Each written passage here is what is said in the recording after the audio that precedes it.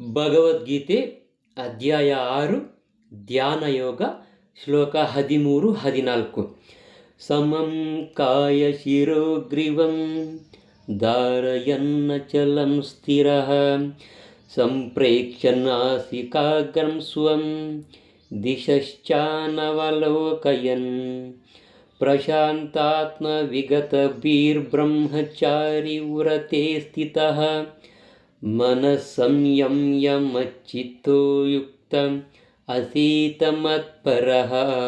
ಅನುವಾದ: ದೇಹ, ಕುತ್ತಿಗೆ ಮತ್ತು ಶಿರಸ್ಸುಗಳನ್ನು ಒಂದು ಪಂಕ್ತಿಯಲ್ಲಿ ಸ್ಥಿರವಾಗಿರಿಸಿಕೊಂಡು ಮೂಗಿನ ತುದಿಯನ್ನು ಒಂದೇ ಸಮನೆ ದೃಷ್ಟಿಸಬೇಕು. ಪ್ರಶಾಂತಾತ್ಮನಾಗಿ ನಿರ್ಭಯವಾಗಿ ಬ್ರಹ್ಮಚಾರಿಯಾಗಿ ಹೃದಯದಲ್ಲಿ ನನ್ನನ್ನೇ ಧ್ಯಾನ ಮಾಡಬೇಕು ಮತ್ತು ನನ್ನನ್ನೇ ಜೀವನದ ಅಂತಿಮ ಗುರಿಯಾಗಿ ಮಾಡಿಕೊಳ್ಳಬೇಕು ಎಂದು ಶ್ರೀಕೃಷ್ಣನು ಹೇಳುತ್ತಿರುವಂತಹ ಮಾತುಗಳು. ಇದರ ಭಾವಾರ್ಥ: ಕೃಷ್ಣನನ್ನು ತಿಳಿದುಕೊಳ್ಳುವುದೇ ಬದುಕಿನ ಅಂತಿಮ ಗುರಿ. ಅವನು ಚತುರ್ಭುಜ ವಿಷ್ಣುರೂಪಿ ಪರಮಾತ್ಮನಾಗಿ ಪ್ರತಿಯೊಂದು ಜೀವಿಯ ಹೃದಯದಲ್ಲಿಯೂ ನೆಲೆಸಿರುತ್ತಾನೆ.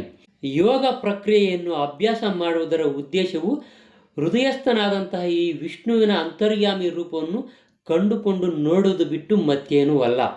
ಈ ವಿಷ್ಣು ಮೂರ್ತಿಯು ಮನುಷ್ಯನ ಹೃದಯದಲ್ಲಿರುವ ಕೃಷ್ಣನ ಸ್ವಾಂಶ ಪ್ರತಿನಿಧಿ. ಈ ವಿಷ್ಣು ಮೂರ್ತಿಯ ಸಾಕ್ಷಾತ್ಕಾರದ ಉದ್ದೇಶವಿಲ್ಲದವನು ಅಣಕು ಯೋಗಾಭ್ಯಾಸದಲ್ಲಿ ತೊಡಗಿರುತ್ತಾನೆ. ನಿಶ್ಚಯವಾಗಿಯೂ ಕಾಲವನ್ನು ವ್ಯರ್ಥ ಮಾಡುತ್ತಿರುತ್ತಾನೆ. ಕೃಷ್ಣನೇ ಬದುಕಿನ ಕಟ್ಟಕಡೆಯ ಗುರಿ.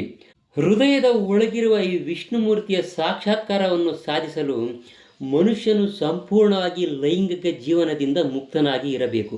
ಆದ್ದರಿಂದ ಮನುಷ್ಯನು ತನ್ನ ಮನೆಯನ್ನು ಬಿಟ್ಟು ಒಬ್ಬನೇ ಏಕಾಂತ ಸ್ಥಳದಲ್ಲಿ ವಾಸಿಸಬೇಕು. ಮೇಲೆ ಹೇಳಿರುವ ಪ್ರಕ್ರಿಯೆಗಳಲ್ಲಿ ಕುಳಿತುಕೊಳ್ಳಬೇಕು. ಮನುಷ್ಯನು ಮನೆಯಲ್ಲಿ ಅಥವಾ ಬೇರೆ ಎಲ್ಲಾದರೂ ಕಾಮಸುಖವನ್ನು ಪಡೆದುಕೊಂಡು ಯೋಗ ತರಗತಿ ಎಂದು ಕರೆಸಿಕೊಳ್ಳುವಂತಹ ತರಗತಿ ಹಾಜರಾಗಿ ಯೋಗಿಯಾಗುವುದು ಸಾಧ್ಯವಿಲ್ಲ.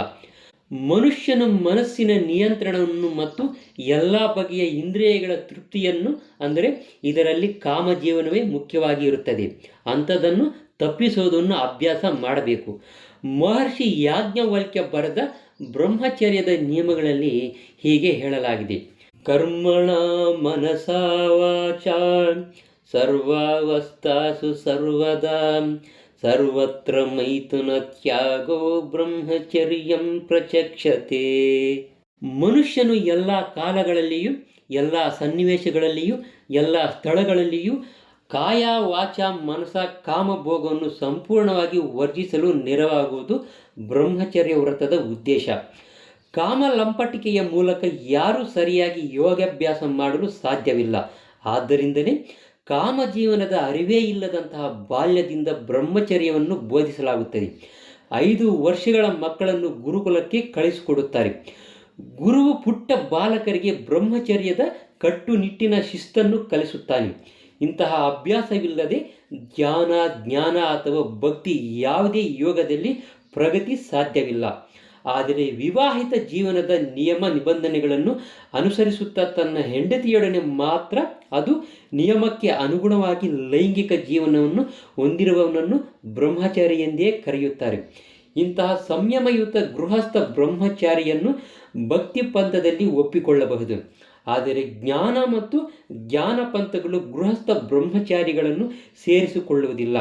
ಅವು ಸ್ವಲ್ಪವೂ ರಾಜಿ ಇಲ್ಲದೆ ಸಂಪೂರ್ಣ ವರ್ಜನೆಯನ್ನು ಬಯಸುತ್ತವೆ. ಭಕ್ತಿ ಪಂಥದಲ್ಲಿ ಗೃಹಸ್ಥ ಬ್ರಹ್ಮಚಾರಿಗೆ ನಿಯಂತ್ರಿತ ಕಾಮ ಜೀವನಕ್ಕೆ ಅವಕಾಶ ಉಂಟು. ಏಕೆಂದರೆ ಭಕ್ತಿಯೋಗವು ಎಷ್ಟು ಶಕ್ತಿಶಾಲಿ ಎಂದರೆ ಮನುಷ್ಯನು ಪರಮಾತ್ಮನ ಶ್ರೇಷ್ಠ ಸೇವೆಯಲ್ಲಿ ತೊಡಗಿರುವುದರಿಂದ ತಂತಾನೇ ಕಾಮದ ಆಕರ್ಷಣೆಯನ್ನು ಕಳೆದುಕೊಳ್ಳುತ್ತಾನೆ.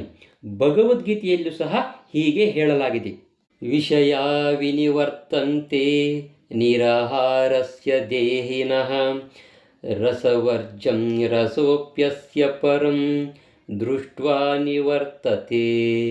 ಸಂಪೂರ್ಣವಾಗಿ ಕೃಷ್ಣ ಪ್ರಜ್ಞೆಯಲ್ಲಿ ಇಲ್ಲದಿರುವಂಥ ಮನುಷ್ಯನು ನಿರ್ಭಯನಾಗಿರಲು ಸಾಧ್ಯವಿಲ್ಲ.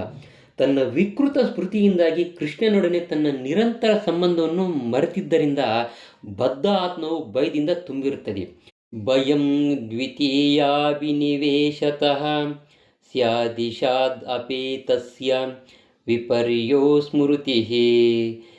ಭಾಗವತದಲ್ಲಿ ಈ ರೀತಿ ಹೇಳಲಾಗಿದೆ: ನಿರ್ಭೀತಿಗೆ ಕೃಷ್ಣ ಪ್ರಜ್ಞೆಯೊಂದೇ ಆಧಾರ. ಆದ್ದರಿಂದ ಕೃಷ್ಣ ಪ್ರಜ್ಞೆ ಇರುವವನಿಗೆ ಪರಿಪೂರ್ಣ ಅಭ್ಯಾಸವು ಸಾಧ್ಯವಾಗುತ್ತದೆ.